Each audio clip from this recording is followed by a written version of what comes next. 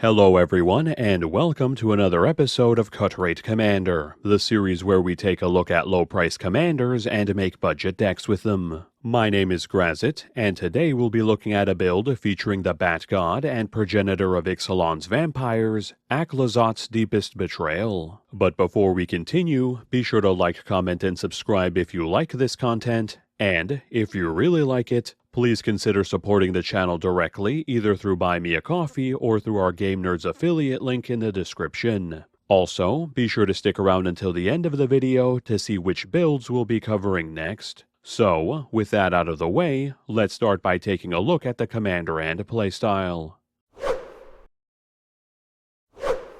Aclazotz's Deepest Betrayal is a 4/4 Bat God with flying and lifelink that costs 3 and double black that has the following 3 abilities. Firstly, whenever Aclazotz attacks, each opponent discards a card, and for each opponent who can't, we draw a card. Secondly, whenever an opponent discards a land, we create a 1/1 black bat creature token with flying. And lastly, whenever Aclazotz dies, we return him back to the battlefield tapped and transformed as Temple of the Dead, a land that taps for a black and also lets us pay 2 a black and tap it at sorcery speed if an opponent has 1 or fewer cards in hand to transform it back into Aclazotz. Breaking down his core stats, Aclazotz possesses a higher mid-weight CMC, a below-average stat block for his cost, which is made up somewhat by his built-in keywords that make him evasive and pad our life totals as he gets in for damage, and sporting various abilities focused around stripping resources out of our opponent's hands to generate us board presence and value, while making Aclazotz himself very hard to permanently put down.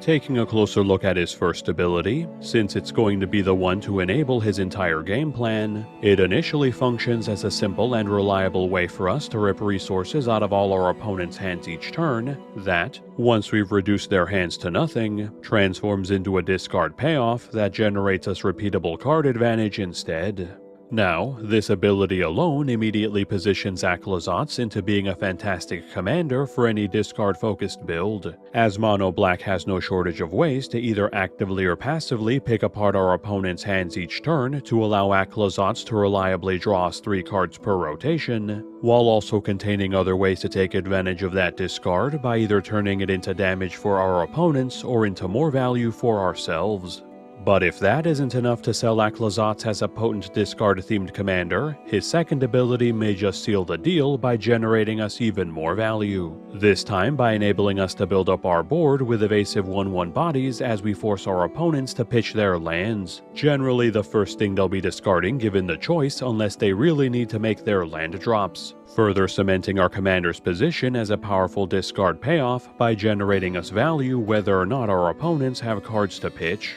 Then, finally, we come to Aclazotz's third ability, which transforms him into the land Temple of the Dead upon death. Now, keep in mind that as our commander, we still have the option to just send him back to the command zone upon death instead if we need to. That said, assuming we've been playing into the discard game plan, this ability not only functions as a way for us to dodge commander attacks, but to also let us quote-unquote recast our commander at a pseudo 2-mana discount, making Aclazotz not only hard to permanently remove once initially summoned in comparison to other commanders, but actively costs less to resummon if removed to free up our mana to cast other spells. So, as we can see based on his abilities, Aclazotz is obviously a discard-themed commander, being both a source of repeatable discard himself, and a payoff for it in the form of increasing our board presence with evasive bodies and generating us repeatable card advantage. So it should come as no surprise that that will be the direction we'll be taking him in, using the myriad of discard-focused tools Mono Black has at its disposal to rip the cards out of our opponent's hands to strip away their resources while generating more value for ourselves, consisting of one-time and repeatable AoE discard sources to attack all our opponent's hands simultaneously, passive sources of discard to make it as hard as possible for our opponents to accumulate cards in hand, and even a handful of ways to copy our commanders on attack trigger so we can force even more cards to be discarded and to generate us even more value. Then, combined with a potent suite of discard payoffs designed to either burn out our opponents as they pitch their cards or find themselves with few cards in hand, or alternatively generate us more value as they pitch their cards instead, the newly freed Aclazotz and his minions will have no issues picking apart our opponent's life totals as thoroughly as he picked apart their hands.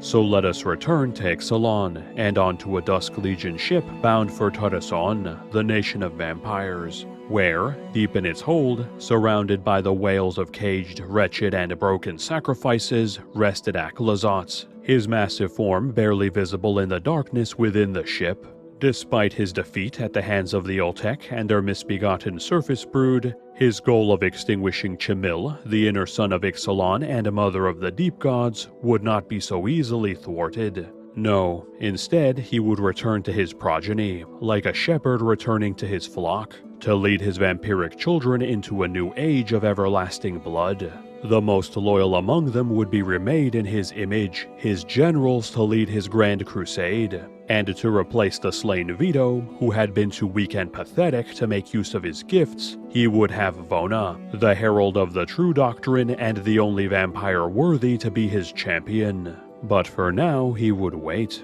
for his arrival back to his children, with the moans of the damned souls around him as his only companions. And as he opened his baleful red eye, illuminating the hold and revealing his monstrous form, that of a gigantic decaying bat, draped in the skulls and bloodied vestments of the god he slayed to achieve divinity, those moans became deafening screams. Oh, what sweet music they made, he thought, opening his enormous maw of fangs as he approached them, their wails of terror merging with the pounding of their hearts into an ecstatic symphony of suffering. Oh, how he would miss it. So, now that we know a bit more about the commander and playstyle, let's start looking at the deck itself by starting with the creatures.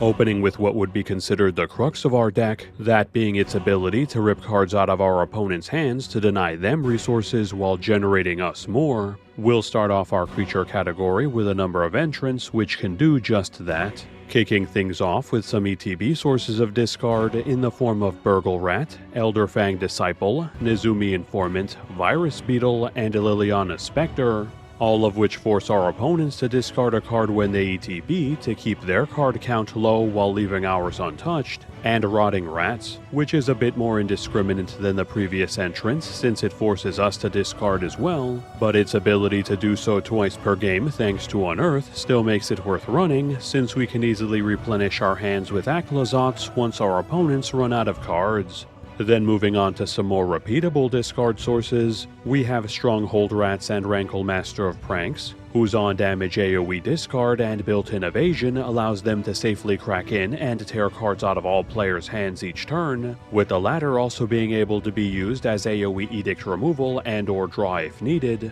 Scythe Spectre, who is again evasive but whose on-damage AoE discard this time only affects our opponents and burns at least one of them on top of that, enabling it to whittle down our opponent's life totals even further as it strips their resources. Hypnotic Spectre, which is yet another evasive body that this time only discards one card off an opponent it deals damage to, but makes up for it by forcing them to discard that card at random, greatly hampering their ability to retain cards they wish to keep. And lastly, Cunning Lethamancer and Necrogoyf, which instead passively mill our opponents on our or their upkeeps respectively, with the latter also serving as a pseudo-discard payoff thanks to its ability to grow more and more in power as more creatures hit the bin. Now, with the bulk of our discard-causing creatures covered, let's pivot onto the creatures that can take advantage of all the discarding our opponents will be forced to do. Starting with some legends in the form of the Raven Man, who passively provides us with another way to build up our board with evasive tokens each turn as our opponents pitch cards, while also being a slow but repeatable source of AoE opponent-only discard if we have the mana to pump into him, and Turok Dread Cantor,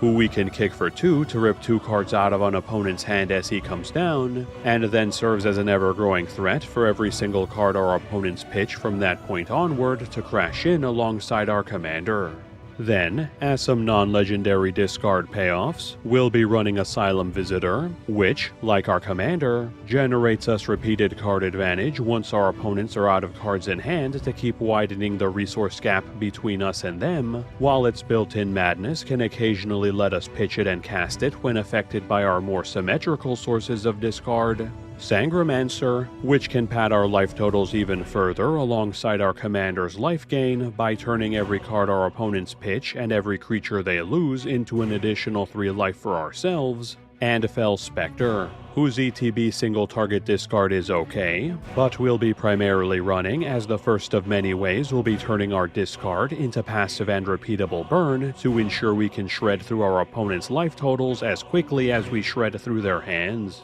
And lastly, as we reach our final wave of creatures, we'll be adding in some core stat improving entrants in the form of Burnished Heart and Canoptic Wraith, both of which serve as solid and reliable sources of land-based ramp to help us get to our CMC5 commander as quickly as possible. Dread Presence and Ayara First of Locthwain as repeatable sources of card advantage, the former as we get our swamps into play and that we can alternatively use as targeted removal and or burn, and the latter by letting us sack our spare creatures and or tokens while she turns said creatures into AoE life drain as they come down for even more damage. And Plague Crafter, which functions as an AoE edict source of removal that, if our opponents have no creatures or planeswalkers to sack away, forces them to pitch a card instead to keep enabling our primary game plan. That covers all our creatures, so let's move on to our instance.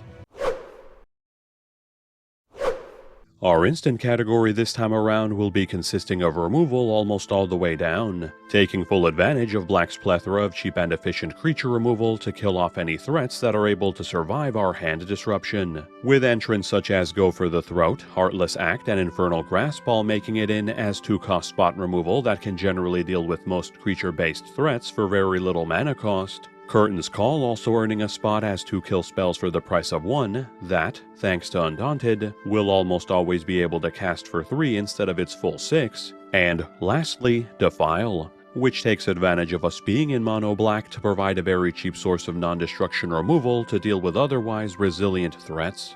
Then, as our only non-removal instant, we have Dark Ritual, whose spike and ramp allows us to get to our commander as quickly as turn 3 and get our game plan rolling well ahead of schedule, which is invaluable to start denying our opponents resources before they even have an opportunity to set up properly. That covers all our instants, so let's move on to our sorceries.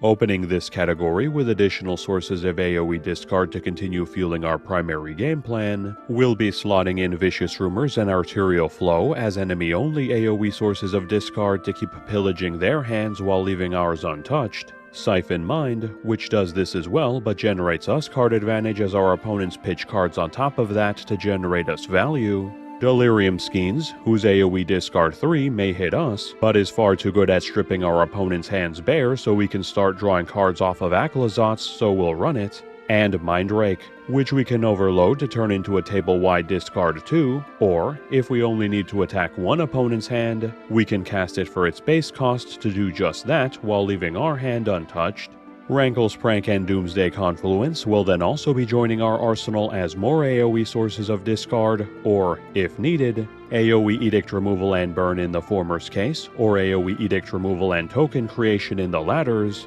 as will Dark Deal, whose AoE -1 wheel not only leaves everyone's hand smaller when it resolves, but also triggers all our discard payoffs to generate us even more value and further damage our opponents, and Awaken the Erstwhile, which strips all players' hands bare simultaneously at the cost of giving them vanilla 2/2s for each card discarded, which is a small price to pay to enable Aclazotz to draw us 3 cards that turn as he swings in to help replenish the cards we lost, while again triggering all our discard payoffs for even more value and damage. And then to round out our sorceries, we'll be adding in some core stat improving entrants in the form of Sign in Blood, which functions as a simple but effective draw source that we can occasionally use to finish off an opponent by having them draw 2 and lose 2 life instead. Feed the Swarm, which may be a slow piece of removal, but gives us a rare way for our mono black build to deal with enchantments, so we'll run it. And Finally, Mutilate, which takes advantage of us being in mono black by being a non-destruction wipe that scales off of the number of swamps we have in play to help us retake control of the board against even the most resilient creatures.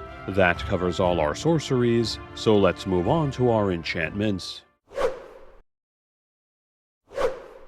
Once again pivoting back to discard sources as we kick off our enchantments, we'll be running Hopeless Nightmare as a dirt cheap source of AoE enemy only discard as it comes down that we can later sack for card selection when we have the mana. Bottomless Pit and Necrogen Mists as symmetrical discard on each player's upkeep to provide passive discard each turn, with the former even forcing the discarded card to be randomly selected for added disruption, and Oppression as a way to force our opponents to discard a card for every spell they cast so they empty their hands even faster. Then, as a pair of discard matter payoffs that can still force our opponents to pitch cards, we'll be adding in Painful Quandary, which forces our opponents to lose 5 life unless they discard a card for every spell they cast, putting them in a position in which they either lose life or lose cards, and, once they're hellbent, takes that choice away from them entirely as they slowly burn themselves out, along with Court of Ambition, which provides us with passive card advantage by making us the monarch as it comes down, and then, on our upkeep each turn, forces each opponent to lose 3 life unless they discard a card, or 6 life unless they discard 2 cards if we can hold on to the crown for a full rotation. Again, forcing our opponents to pick between their life totals and their hands, until eventually they can only elect to burn themselves each turn.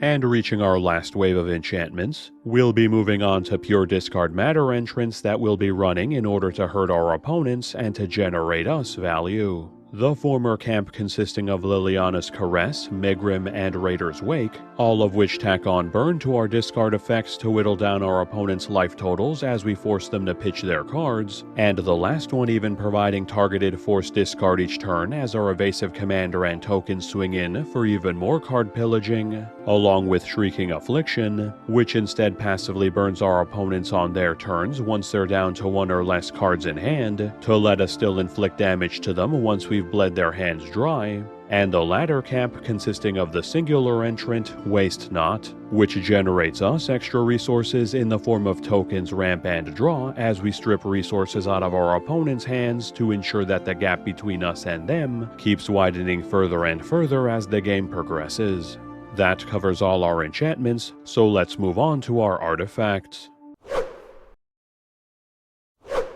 As the only discard-focused entry in our artifact category, we have Geth's Grimoire, which serves as another way for us to turn the cards our opponents pitch into repeatable card advantage, ensuring our resources keep growing as we strip them away from the rest of the table. Then, as a pair of entries focused around getting extra mileage out of our commander and the myriad of other triggered effects our deck will have at its disposal, we'll be adding in Strionic Resonator and a Lithoform Engine, both of which enable us to copy our commander's on-attack trigger to rip more cards out of our opponent's hands while we draw more cards for ourselves, or, alternatively, let us double up on our more damage-oriented payoffs to drain the life out of our opponents even faster, with the latter also giving us the option to copy our spells to let us get double the use out of our most powerful sources of discard and discard payoffs if we have the mana. And then for the remainder of our artifact category, we'll be slotting in some ramp sources to help us speed up our mana base, with Soul Ring, Arcane Signet, Belwar Stone, Mind Stone, Thought Vessel, and a Charcoal Diamond, all making it in as cheap mana rocks to help us get to Aclazotz as quickly as possible and get our game plan rolling.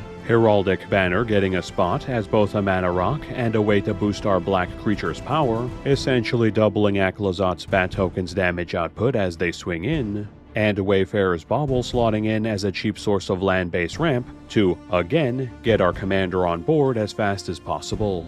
That covers all our artifacts, so let's move on to our Planeswalkers.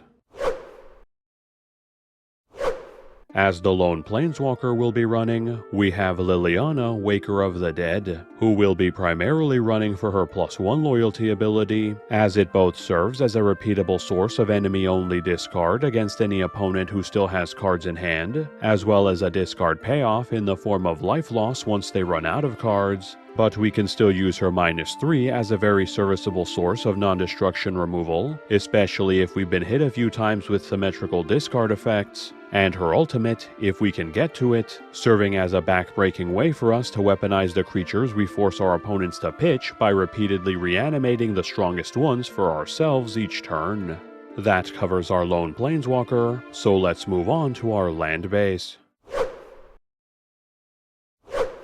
As the only mana land we'll be running in this deck, we have a Myriad Landscape, which will function as one last source of ramp for us to ensure we can get our commander into play to begin discarding our opponent's cards and generating us value as quickly and as reliably as possible. Then, for our utility lands, we'll be slotting in a Gaia Reach Sanitarium, which may not technically strip cards out of our opponent's hands with its AoE loot effect, but is still worth running since it does trigger all our discard payoffs for only 2 mana to deal some more damage and generate us some more value. Bojuka Bog and Scavenger Grounds, which give us access to easy-to-use Graveyard Hate, just in case we find ourselves across the table from a graveyard-focused build we're inadvertently enabling, and Ghost Quarter, which we'll be using as some land spot removal to help us deal with any annoying utility lands our opponents happen to be running. And finally, we'll be running 31 Swamps as our basics to close out our land base.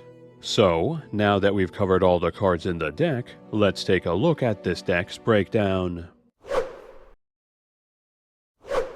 This deck currently has 23 creatures including our commander, 6 instants, 12 sorceries, 11 enchantments, 11 artifacts, 1 planeswalker, and 36 lands. Looking at the stats that matter to our game plan, we have 35 sources of discard, 14 cards that either care about cards being discarded or about players having little to no cards in hand, 8 of which generate us value and 6 of which damage our opponents, and 2 ways to copy our commanders or other cards' triggered abilities, giving us a pretty by-the-numbers discard-focused build with plenty of ways to strip our opponent's hands bare, payoffs to turn that discard into value or life loss, and even a handful of ways to get some extra mileage out of our commander and our payoffs. For general deck stats, we have 13 ramp sources, 10 card draw sources, 13 targeted removal sources, and 1 board wipe, giving us a pretty standard array of core stats with no real outliers.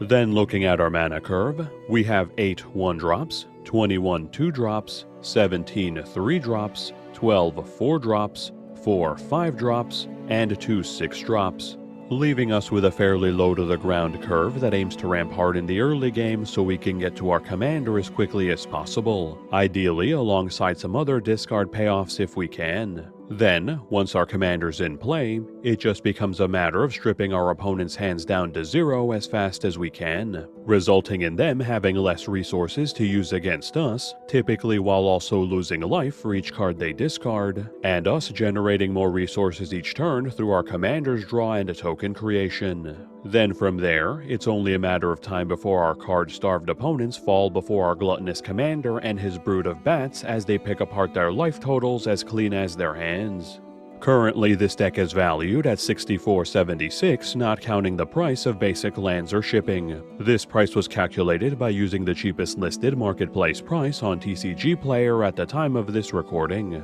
For side grades, we can consider trading out Liliana Spectre for Smallpox if we'd rather run a cheaper and far more disruptive source of discard that also hits us as a trade-off, and Bottomless Pit can be exchanged out for Quest of the Nilstone if we'd rather have another discard payoff that slowly burns out our opponents over the random symmetrical discard of its predecessor that can occasionally hurt us. Then for upgrades, we can cut Scythe Spectre in favor of the Haunt of Hightower, which comes down sooner, still mills on attack, and serves as an ever-growing, evasive and life-linking discard payoff to pile on the damage while padding our own life totals alongside Aclazotz, Shrieking Affliction can be replaced with Tergrid God of Fright, who serves as a powerful discard payoff that lets us steal every single permanent spell we force our opponents to discard for ourselves to use against them at no mana cost. And Sign in Blood can be benched to make room for Tiny Bones Trinket Thief, who serves as a much more on-theme repeatable source of card advantage, and, on top of that, can end games all by himself once our opponents are hellbent by repeatedly doming them for 10, potentially multiple times per rotation if we have enough mana. And finally, if we're willing to pay any price to get our commander out as fast as physically possible, we can replace Charcoal Diamond with Jeweled Lotus, which allows us to get our commander out as early as turn 2 on its own, or even on turn 1 with a Soul Ring start, enabling us to get our game plan rolling at a blisteringly fast pace if we open with it, though our sacrifice will have to be great in order to have access to it in the first place. Here's hoping Aclazotz takes IOUs. Thanks everyone for sticking around until the end of the video. Firstly, before we continue, I'd like to take a moment to thank all of the channel subscribers for having helped the channel reach its 17K subscriber milestone. It's thanks to all of your continued support that this channel continues to grow, so sincerely, thank you. Now, with Aclazotz covered, our upcoming commander builds will be the precon upgrade guides for the Murders at Karlov Manor commander decks, so look forward to those coming soon. And lastly, before we close out, be sure to like, comment, and subscribe if you haven't done so already, as this channel can't continue to grow without your support. And if you're feeling particularly generous, feel free to keep me caffeinated via buying me a coffee at the link in the description, or alternatively, use our Game Nerds affiliate link in the description if you're looking to purchase sealed MTG product, accessories, board games, or any of their other wide selection of products at low prices that include free shipping for orders over $75, and a rewards program that builds up store credit over time as you make your purchases. And if any of you would like to support the channel in a different way, feel free to check out the other deck techs floating around my head if you'd like to see the latest builds, or click on the link above for a playlist of all the Cut Rate Commander episodes I've made so far. And with that, have a good one folks, and stay safe.